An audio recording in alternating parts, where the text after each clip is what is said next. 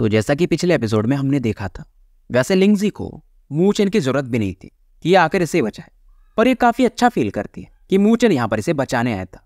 और इस दौरान ये मूचेन को इशारा करती है कि तुम्हारी माँ ने तुम्हारे लिए कुछ गिफ्ट छोड़ा है।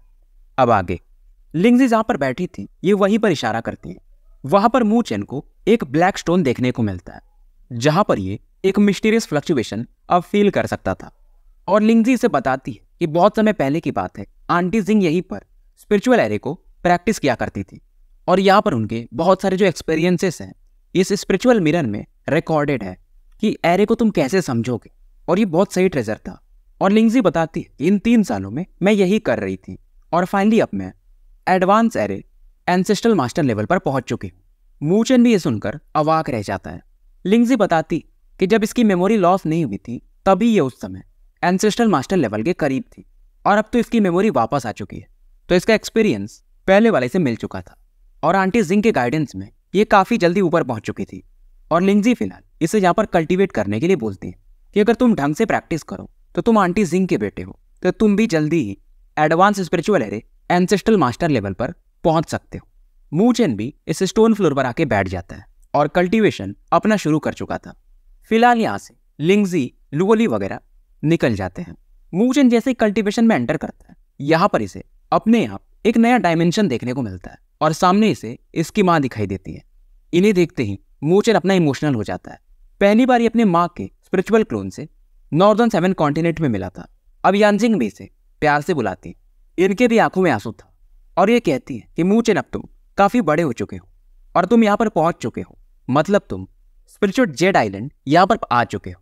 और यांजिंग बताती है कि यहाँ पर बस तुम और लिंगजी ही एंटर कर सकते थे, इसीलिए मैंने यहाँ पर स्पिरिचुअल एरेज भी छोड़े थे और उनका एक्सपीरियंस भी। और फिलहाल ये मूचेन से कहती है तुम अपना सबसे पावरफुल एरे मुझे बना के दिखाओ। मूचेन यहाँ पर 9 ड्रैगन डिवोरिंग फेरी एरे बना देता है। आंटी जिंग काफी प्रभावित होती है। अच्छा, तो तुम इंटरमीडिएट एंसेस्ट्रल मास्टर पर पहुंच चुके हो, पर ये बताती कि आगे का रास्ता थोड़ा टफ होगा। और अब ये मूचेन को समझाने लगती है कि देखो स्पिरिचुअल एरे भी बेसिकली हम हेवेंस और अर्थ की ऑरा को इकट्ठा करते हैं, पर अब तुम्हें इनसे कम्युनिकेट करना सीखना पड़ेगा। और फिलहाल ये यहाँ पर एक एरे बनाती है, बहुत छोटा सा, पर इसका पावर काफी खतरनाक था और अगर मूचेन इसमें फंस जाए तो ये मारा जा सकता है। इनकी माँ शायद स्पिरिचुअल एरे के एंसेस्ट्रल मास्टर लेवल पर थी, यानी कि हेवनली सॉवरिन के बराबर। और जो भी इनके एक्सपीरियंसेस थे ये मूचेन को ट्रांसफर करने लगती है। इधर सीन शिफ्ट होता है और बूदूर एंसेंट क्लैन को दिखाया जाता है कि यांजिंग इनकी बॉडी हल्की सी कांप जाती है और ये फाइनली अपनी आंखें खुलती हैं। पर इस बार इनके चेहरे पर एक स्माइल था कि मूचेन, तुम्हारी माँ वेट कर रही है बस कि तुम कब स्पिरिचुअल एरे एंसेस्ट्रल मास्टर बनोगे। इधर पलक झपकते 1 महीने से ज्यादा का समय इस आइलैंड पर बीत चुका था। लुओली और लिंगजी अभी भी बाहर बैठे मूचेन का वेट कर रहे थे और फिलहाल ये समय बिताने के लिए चेस वगैरह खेला करते थे। जब ये दोनों लेडीज बातें कर रही थी तभी यहाँ पर फिर से वो ओल्ड मैन आते हैं कि लिटिल गर्ल, क्या तुम सच में होली मेडन नहीं बनना चाहोगी। और ये इन 1 महीनों में कई बार लुओली से पूछ चुके थे, पर लुओली ने बार बार मना कर दे दी थी और ये बोलते हैं कि जरूरी नहीं है कि तुम हमारे क्लैन से रहोगी तभी तुम होली मेडन बन सकती हो। और जो भी इन्फॉर्मेशन था इनके एंसेंट क्लैन का, ये पूरा बात लुओली को बता देते हैं कि ब्लड लाइन मैटर नहीं करता। और लिंगजी भी कहती है कि लुओली एल्डर जो कह रहे हैं वो सही है, स्पिरिट एंसेंट क्लैन बूदुर क्लैन के आसपास का ही क्लैन है। मूचेन को क्यों इतना प्रॉब्लम हुआ, क्योंकि आंटी जिंग ने किसी और बंदे से शादी कर लिया जिसका ब्लड लाइन स्ट्रांग नहीं था, पर अगर ये स्पिरिट क्लैन की होती तो ऐसा प्रॉब्लम होता ही नहीं। लुओली हाँ में तो सर हिला देती, पर ये बोलती है कि मैं प्रॉमिस नहीं कर रही हूँ। अब ये सुन करके अभी भी एल्डर निराश थे और ये कहते हैं यार एंसेंट होली कल्फ, लगता है मेरा टास्क पूरा नहीं हो पाएगा। अब जैसे ये नाम सुनती है लिंगजी, ये इनसे पूछने लगती है कि ये तो वही जगह है ना जहां पर एविल क्लैन का सबसे खूंखार बैटल हुआ था। स्कारलेट फ्लेम डाइटी हाँ में सर हिलाते हैं और कहते हैं तुम्हें काफी नॉलेज है। अब ये जो गल्फ रीजन है ये काफी खतरनाक जगह पे है और बीच बीच में ही ये इस दुनिया के सामने आता है। लुओली भी कहती है मैं भी इस जगह के बारे में सुनी कि यहाँ पर तो कंप्लीटली अर्थली सॉवरिन लेवल का बंदा भी एंटर नहीं कर पाता है। और लिंगजी बताती है कि वहां पर जो बैटल हुआ था वहां पर 4 हेवनली सॉवरिन्स मारे गए थे। टोटल 10 सॉवरिन मारे गए थे, जिनमें से 4 डिवाइन हेवनली सॉवरिन थे। डिवाइन सॉवरिन मतलब टॉप लेवल के सॉवरिन। हालांकि इस बैटल में एविल क्लैन को भी काफी लॉस हुआ था और उनके 4 डेमन एम्परर्स मारे गए थे। अब डाइटी भी बताते हैं क्योंकि वहां पर इतने सारे लोग मारे गए तो वहां पर ट्रेजर्स भी काफी ज्यादा हैं, हालांकि रिस्क भी है, पर फिर भी लोग वहां पर एंटर करना चाहते हैं और ये बताते हैं कि जो 4 डिवाइन सॉवरेन्स मारे गए उनमें से एक हमारे स्पिरिट क्लैन के भी थे और वो एक रेयर सुपर पावर जो कि 36 में से एक है उसे प्रैक्टिस करते थे, जिसका नाम हेवन पियर्सिंग लाइट है। और उनके मरने के बाद वो मेथड आज तक हमारे क्लैन में कोई प्रैक्टिस नहीं कर पाया। अब लुओली कहती है तो आप इसलिए मुझे होली मेडन बनाना चाहते हैं ताकि मैं वो स्किल लेके आ सकूं। फ्लेम डाइटी बताते हैं कि मैं बस एक टीम मेंबर हूं, बाकी हमारे क्लैन के और भी लोग अपने अपने कैंडिडेट ढूंढ रहे हैं। इस दौरान लिंगजी ये कहती है कि मेरे हिसाब से वहां पर एक और डिवाइन हेवनली सॉवरेन मारे गए थे बुदूर एंजेंट क्लैन के। फ्लेम डाइटी हाँ में सर हिलाते हैं और बताते हैं कि हाँ उनके पास भी 8 बुदूर करके एक रेयर सुपर पावर था और बुदूर एंजेंट क्लैन वाले वो लोग भी वहां पर जाएंगे और जो इस 8 बुदूर टेक्निक को हासिल कर लेगा वही उनके क्लैन का अगला लीडर बनेगा। अब लुओली भी सोचती है कि मूचेन तो पक्का जाएगा फिर तो इसे जाना ही पड़ेगा और अगर ये भी वो वाला सुपर पावर जो फ्लेम डाइटी बोल रहे हैं तो ये फिर से मूचेन के बराबर हो सकती है और उसके साथ उसके दुश्मनों से फाइट कर सकती है। अब यहाँ पर लिंगजी की नज़र लुओली से मिलती है और ये समझ जाती है कि लुओली ऐसा क्यों करना चाहती है, क्योंकि ये हमेशा मूचेन का साथ देना चाहती है। पर लिंगजी ये भी जानती थी कि होली मेडन के लिए लुओली बस एक कैंडिडेट है स्पिरिट क्लैन की, तो इसको बाकी लोगों से कंपटीशन में रहना पड़ेगा और ये टास्क भी काफ़ी कठिन था। फिर भी लुओली के चेहरे पर स्माइल था क्योंकि मूचेन ने वॉर एम्परर से फाइट कर लिया था इसके लिए, तो इतना तो ये कर ही सकती है। और लुओली बोलती है कि एल्डर ठीक है, मैं होली मेडन का मैटर कंसिडर कर रही हूँ, लेकिन मेरा एक कंडीशन है। अब ये एल्डर पूछते कि क्या है बोलो, और ये कहती है कि मेरे साथ मूचेन भी जाएगा क्योंकि उस गल्फ में बिना हेवनली सॉवरेन के दम पर आप एंटर कर ही नहीं सकते हो। इधर सीन शिफ्ट होता है और मूचेन को दिखाया जाता है। मूचेन फिलहाल यहाँ पर एक छोटा सा एरो बना रहा था, लेकिन इसमें जो स्पिरिचुअल एनर्जी का फ्लक्चुएशन था वो पहले से काफी ज्यादा था। अब ये एरे पलक झपकते बना ले रहा था, पहले से काफी इंप्रूव कर चुका था। फिलहाल ये half step advance ancestral master पर पहुंच चुका था। वैसे यहाँ पर एडवांस एंसेस्ट्रल स्कॉलर होना चाहिए क्योंकि इसकी माँ एंसेस्ट्रल मास्टर है, यानी कि हेवनली सॉवरेन लेवल पर। खैर बस आप भावनाओं को समझना, जैसा लिखा है मैं वैसा बता देता हूँ। हालांकि मूचेन एडवांस एंसेस्ट्रल स्कॉलर नहीं बन पाता, फिर भी ये अब इस प्रकार के एरे बना सकता है और जल्दी ये उस लेवल पर पहुंच भी जाएगा। और इसकी माँ ने इसे 2 एरे स्क्रॉल्स भी दिए थे। पहले का नाम ब्लेजिंग फायर एरे था और दूसरा वाला तो इससे भी खतरनाक था। ये वाला स्क्रॉल एंसेस्ट्रल मास्टर रैंक पर था, यानी कि हेवनली सॉवरेन लेवल का, जिसे कि the great solar world inferno era कहा जाता है। पर मूचेन को फिलहाल ये समझ में नहीं आता है। मूचेन फिलहाल अपनी माँ को ग्रीट करता है। ये वैसे तो जा चुकी थी, फिर भी ये कहता है कि जिस दिन माँ मैं एंसेस्ट्रल रैंक पर पहुंच जाऊंगा उसी दिन मैं बुदूर एंसेंट क्लैन पक्का आऊंगा। फाइनली ये बाहर आता है और लिंगजी अब इससे पूछती है कि कैसा रहा। ये स्माइल करके बताता है अभी थोड़ा दूर हूँ। लिंगजी खुद जानती थी कि एडवांस एंसेस्ट्रल रैंक पर पहुंचना काफी कठिन होता है, फिर भी मूचेन हाफ स्टेप पर पहुंच गया, वो भी काफी है।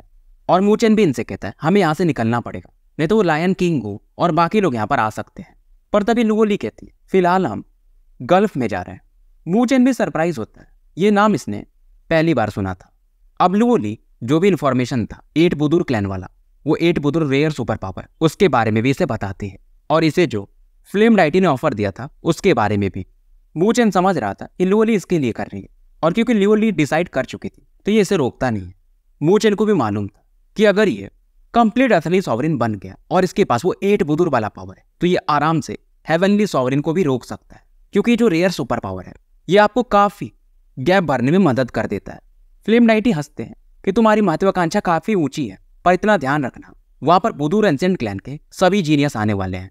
फिर भी मूचेन स्माइल करता है कि देखेंगे आगे क्या होगा। फ्लेम डाइटी भी इससे प्रभावित होते हैं और कहते हैं तुम बिल्कुल भी बुरे नहीं हो। और मूचेन कहता है मैं भी देखना चाहूंगा कि बुदूर एंसेंट क्लैन के ये लोग हैं कैसे। और फ्लेम डाइटी लुओली को प्रॉमिस कर चुके थे तो ये मूचेन को भी लेकर अब उस गल्फ के लिए जाने वाले थे। और ये तुरंत ही इनका जो गॉड था उसे यूज करते हैं और तुरंत ही स्पेस में फ्लक्चुएशन होता है और ये चारों वहां पर एंटर कर जाते हैं। मूचेन को 8 बुदूर क्लैन के वो जो यंग लॉर्ड था उसके बारे में भी पता चल चुका था, तो ये मन ही मन सोच लिया था कि वो 8 बुदूर टेक्निक तो मैं ही लेके रहूंगा। अब ये जो गल्फ कॉन्टिनेंट था ये एविल क्लैन और ग्रेट 1000 वर्ल्ड के बीच में पड़ता था तो ये ग्रेट 1000 वर्ल्ड में, पर एविल क्लैन के काफी करीब था। तो एविल क्लैन ज्यादातर केस में यहीं से अटैक करते थे, इसीलिए लोग यहाँ पर जाने में सहम जाते थे और 2 महीने लगते हैं मूचेन और वगैरह फाइनली यहाँ पर पहुंच जाते हैं। यहाँ पर आने के बाद मूचेन एक चीज फील करता है कि यहाँ पर जो बिजली भी चमक रही है वो लाल रंग की है, और फ्लेम डाइटी यहाँ के इतिहास के बारे में इन्हें बताते हैं कि इस पूरे एरिया को एविल क्लैन ने पॉल्यूट कर दिया, नहीं तो ये जगह कल्टीवेशन के लिए बेस्ट था। फिलहाल ये गल्फ कॉन्टिनेंट पर थे, पर इन्हें जाना था होली गल्फ, और ये बताते हैं कि जब तक ये बिजली शांत नहीं होगी मैं तुम लोगों को वहां भेज नहीं सकता। फिलहाल ये लोग गल्फ सिटी के लिए पहले निकल जाते हैं। अब गल्फ सिटी के बाहर में एक एंसेस्ट्रल मास्टर रैंक का स्पिरिचुअल एरे था। इस एरे को प्राचीन समय में एक हेवनली एरे एल्डर ने बनाया था। फ्लेम डाइटी भी बताते हैं कि हाँ, वो जो एंशियंट एरे मास्टर थे वो डिवाइन एंसेस्ट्रल मास्टर थे। डिवाइन एंसेस्ट्रल मास्टर ये नाम सुनते ही मूव चैन भी चौंक जाता है। डिवाइन एंसेस्ट्रल मास्टर मतलब डिवाइन हेवनली सॉवरेन, जो कि इस ग्रेट 1000 वर्ल्ड में पीक के माने जाते हैं, यानी कि फिलहाल जैसे जायोयान वगैरह हैं। हालांकि डिवाइन एंसेस्ट्रल मास्टर में भी रैंक्स होते हैं, जैसे कि डिवाइन हेवनली सॉवरेन में भी 3 स्टेजेस होते हैं, सेम वैसे ही। फिलहाल ये लोग इसमें एंटर कर जाते हैं और एक सिटी में ये प्रवेश कर चुके थे और यहाँ पर काफी हलचल वगैरह था, जहाँ पर मूचेन वगैरह काफी पावरफुल स्पिरिचुअल एनर्जी के फ्लक्चुएशंस फील करते हैं। एक स्टोन टैबलेट पर डेमन स्लेयर की रैंकिंग यहाँ पर लिखी हुई थी और उस पर लिखा हुआ था ग्रेट 1000 पैलेस। मूचेन पूछता है कि ये लोग कौन है। फ्लेम डाइटी स्माइल करते हैं कि ये लोग इस दुनिया के सुप्रीम पावर माने जाते हैं और ये एंशिएंट क्लैन से, जो कि ग्रेट 1000 वर्ल्ड को एविल क्लैन से प्रोटेक्ट करते हैं और इन्हें डेमन स्लेयर कहा जाता है।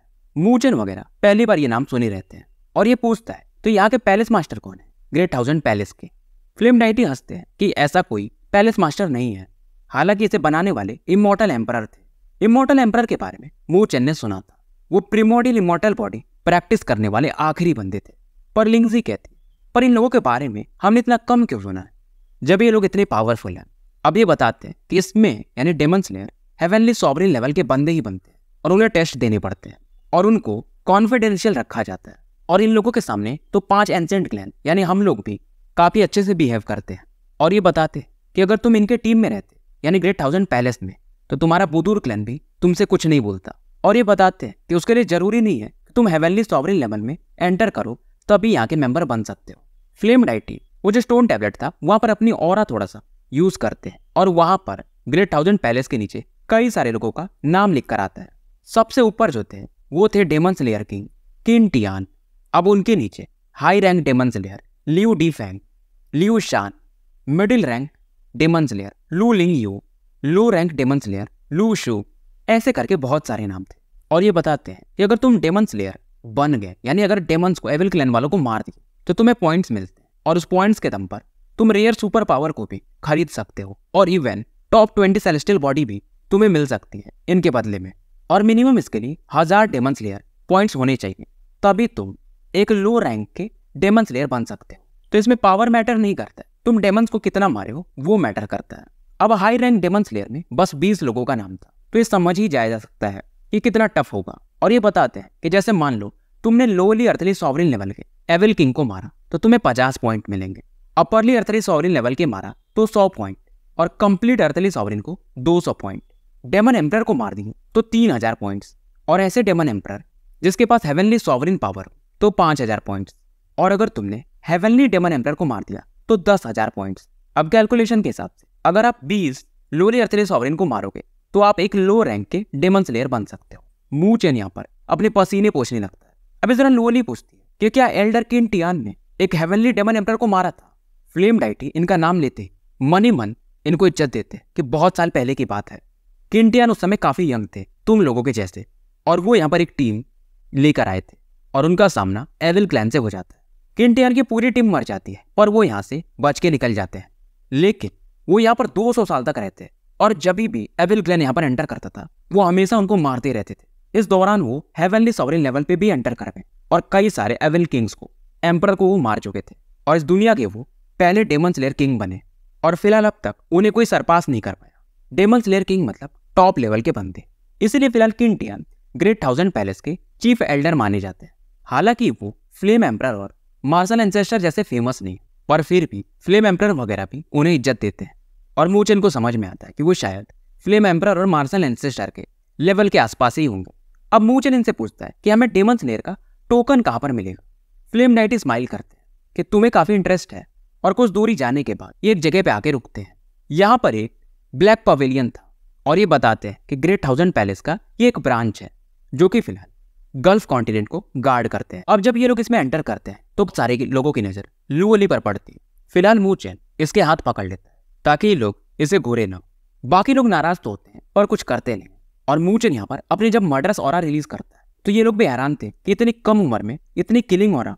और फ्लेम डाइटी बताते हैं कि वहां पर रिक्रूटमेंट चल रहा है, क्योंकि गल्फ कॉन्टिनेंट के अंदर पक्का है कि एविल क्लैन वाले कहीं ना कहीं होंगे। और फिलहाल फ्लेम डाइटी यहाँ पर एक ओल्ड मैन के पास रुकते हैं जो कि फिलहाल नशे में थे, पर फ्लेम डाइटी को ये पहचान लेते हैं और दोनों एक दूसरे के साथ थोड़े मजाक मस्ती करते हैं। और ये उनसे बोलते हैं कि हमें 4 डेमन स्लेयर टोकन चाहिए। अब ये ओल्ड मैन कहते हैं कि फ्लेम डाइटी, तुम बूढ़े इंसान, तुम फिर से आ गए उस रेयर सुपर पावर के चक्कर में, पर अब तो तुम्हारा उम्र हो चुका है। फिर उनकी नज़र लुओली पर पड़ती है। तो अच्छा, इस बार तुमने इस लड़की को रिक्रूट किया है। और फ्लेम डाइटी बताते हैं कि उस पावर को अचीव करने के लिए, यानी कि पाने के लिए स्ट्रेंथ की जरूरत नहीं है, बल्कि सेल्फ बिलीव होना चाहिए, और ये लड़की काबिल है। ओल्ड फॉगी भी स्माइल करते हैं कि तुम जैसा कहो। और फिलहाल ये 4 टोकन मूचेन वगैरह को दे देते हैं। टोकन पर लिखा हुआ था डेमन स्लेयर और नीचे में लो रैंक डेमन स्लेयर। और ये बताते हैं कि जब भी तुम एविल क्लैन के किसी बंदे को मारना तो उसका हल्का सा डेमोनिक ऑरा इसमें एंटर कर देना, तो तुम्हारे पॉइंट्स बढ़ जाएंगे। मूचेन भी इन्हें थैंक्स बोलता है। इधर जब ये लोग आगे निकल रहे थे तो स्कारलेट डाइटी की नजर एक ओल्ड लेडी पर पड़ती जो कि रेड कपड़ों में थी, और इसके आसपास कुछ और लोग थे। और ये बताते हैं अरे ये तो वेन क्लैन की ओल्ड लेडी है। लुओली और मूचेन भी उसकी तरफ देखते हैं और उसके साथ में एक लड़की पर नजर इन दोनों की पड़ती है जो कि लाल कपड़ों में थी और दिखने में काफी सुंदर थी। हालांकि इससे मिले हुए इन्हें काफी समय हो गए थे, पर अभी भी इन्हें विश्वास नहीं हो रहा था कि ये इनसे यहाँ पर मिल जाएगी इतने सालों के बाद। और वो लड़की भी इन्हें ध्यान से देखती है। सुंदरता के मामले में ये लुओली से बिल्कुल भी कम नहीं थी। लुओली और मूचेन इसे घूरे जा रहे थे और इनकी इससे आखिरी मुलाकात 5 एकेडमीज के बैटल में हुई थी। और ये कोई और नहीं बल्कि वेन किंग जुआन थी। और लुओली भी हैरान थी कि ये तो काफी फेमस क्लैन से है, वेन क्लैन से। तब इसने उतना सोचा नहीं था। और फिनिक्स एकेडमी को वेन किंग जुआन की फैमिली बैक करती थी, इसलिए किंग जुआन वहां पर पढ़ने गई थी। अब इस किंग जुआन के बगल में एक लड़का भी खड़ा था सफेद कपड़ों में, जो कि थोड़ा सा स्माइल कर रहा था और किंग जुआन से पूछता है क्या तुम इनको जानती हो। किंग जुआन कुछ बोलती नहीं और ये सीधा आगे बढ़ती है कि लुओली मूचेन, लंबा समय हो गया। लुओली भी स्माइल करती है, मूचेन भी स्माइल करता है, पर ये मूचेन को इग्नोर मार देती है और लुओली से गले मिलने लगती है। और ये कहती है कि तुम इसे अभी भी नहीं भूल पाई, ऐसे नकारे इंसान को। तुम्हारी जैसी सुंदर लड़की कहाँ से इस बेवकूफ के प्यार में पड़ गई। मूचेन को गुस्सा तो आ रहा था, पर ये कंट्रोल करता है।